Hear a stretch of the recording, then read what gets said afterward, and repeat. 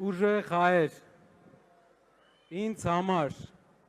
մեծ պատիվ է լինել մասը Հայաստանի համար այս նշանակալի, այս պատմական պայքարի, կրել դրա բոլոր դժվարությունները և ձեր առջև կանգնել բաց ճակատով։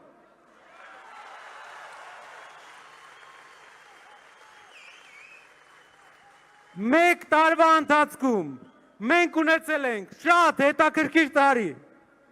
ամեն օր մի հետաքրքիր մարտահրավեր, մի հետաքրքիր խնդիր, բայց բոլոր խնդիրները հաղթահարել ենք պատվով և դրա ապացույցը այն է, որ բոլորս իրար հետ այսօր Հանրապետության հրապարակը ողողել ենք դրական էներգիայով։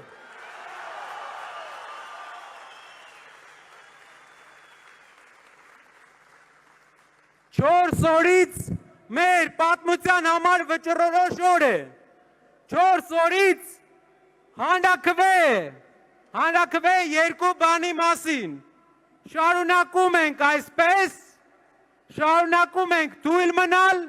շարունակում ենք թույլ տալ հարևաններին օգտագործել մեզ, թե կանգնում ենք և մեր մեջքը ամրացնում և սկսում ենք զարգանալ։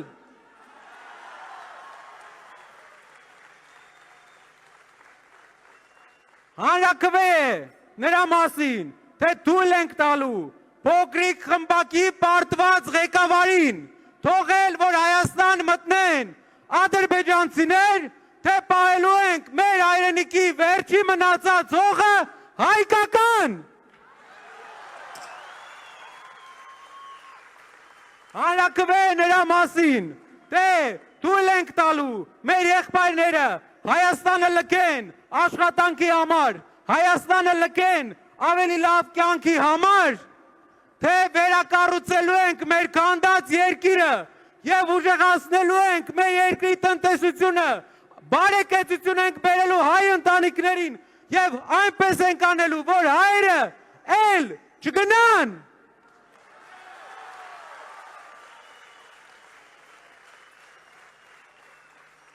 Ով ցանկանում է ապրել ադրբեջանցիների հետ, կարող է քվեարկել ՔՊ-ի համար։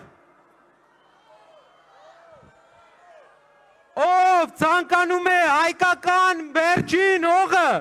մեր հայրենիքի 10%-ը պահպանել հայկական,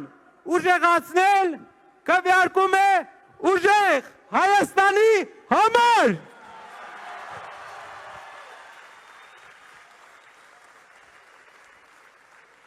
Իմ հայրենակիցներ,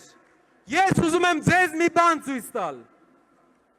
Հարևան երկրի առաջնորդը միջոցառում է կազմակերպում 15 օր հետո Մեղրիից 10 կիլոմետր հեռավորության վրա, որտեղ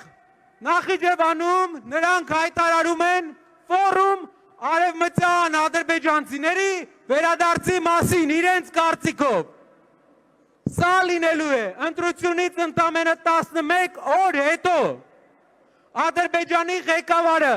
Ադրբեջանի նախագահը հայտարարել է 3 ամիս առաջ, որ իրենք պետք է վերադառնան այստեղ, ոչ թե տանկերով, այլ ավտոմեքենաներով, որ իրենք պետք է իբր վերադառնան իրենց պատմական հողեր, բառացի։ Ադրբեջանի հոգևոր առաջնորդը հայտարարել է, որ Հայաստանում կան 400 մզկիթ, որ պետք է վերակառուցվի։ Հայաստանի ազգային ժողովի նախագահը հայտարարել է, որ ադրբեջանցիները ու հայերը պետք է սովորեն իրար հետ ապրել և նա չի բացառում, որ ինչ-որ ադրբեջանցիներ կգան Հայաստան ապրեն։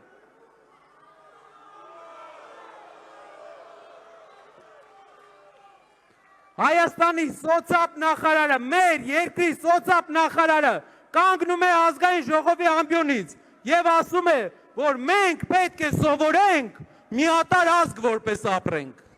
Ոչ միատարր ազգ, ուրիշ ազգերի հետ պետք է գան քաղաքացիություն ստանան, այլ ազգը, որ ազգն է ուզենալու այստեղ գալ, էդում համար է տեղ բացում։ Ինչն է մեր ծրագիրը։ Մեր ծրագիրը դեմ կանգնելն է դրան, մենք ցույց ենք տալի ձեզ մի փաստաթուղթ, որը կբաժանվի ձեզ։ Այս փաստաթուղթը սեղմ օրինակ է Արևմտյան Ադրբեջան պետության կողմից, Ադրբեջանի պետության կողմից տպված կոնցեպտի, որտեղ նրանք գրում են, թե ինչ են անելու Հայաստան վերադարձի համար։ Սա դուք կարող եք տեսնել ավելի մեծ գրքով, կարող ենք բոլորին ներկայացնել։ Սա իրենց պետության կողմից ֆինանսավորվող քաղաքականություն է եւ այնտեղ գրված է, ցիտում եմ. Հայաստան կոչվող տարածքում համատարած կերպով ոչնչացվել է ադրբեջանցիներին պատմական եւ մշակութային ժառանգությունը, իրենք են իբր ասում։ Այն ազգն է ասում, որ ամբողջ Դաշտային Ղարաբաղը վերածել է անհայ տարածքի, որ ամբողջ Լեռնային Ղարաբաղից հայերին զտման է ենթարկել, որ Նախիջևանում խաչկարեր է ոչնչացրել։ Իրենց ասելով իրավունքների վերականգնման հարցը իբր ադրբեջանցիների պետք է լինի առաջնահերթ հարցերից մեկը։ Եվ նաև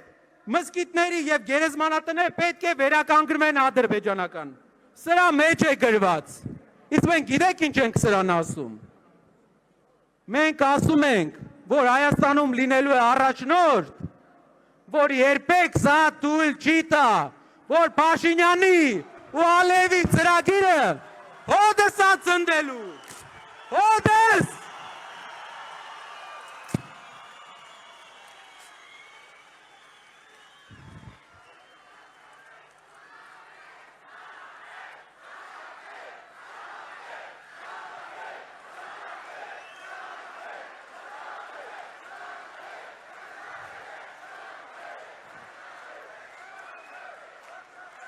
Գնացեք հանրաքվեի, մերժեք փոքրիկ խմբակին, գնացեք ընտրության, լուծեք Հայաստանի ամենակարևոր հարցը, հայկականության հարցը, 4 օր ձեր շրջապատին ասեք, խնդրում եմ, գնացեք, որ գնան։ Գնացեք, որ նրանք չգան։ Իրար հետ ժողովուրդ, իրար հետ 4 օր, պատմական օր, եւ մենք կերտելու ենք մեր ուժեղ Հայաստանը։ Փոփոխությունների համար, փոփոխությունների համար, փոփոխությունների համար,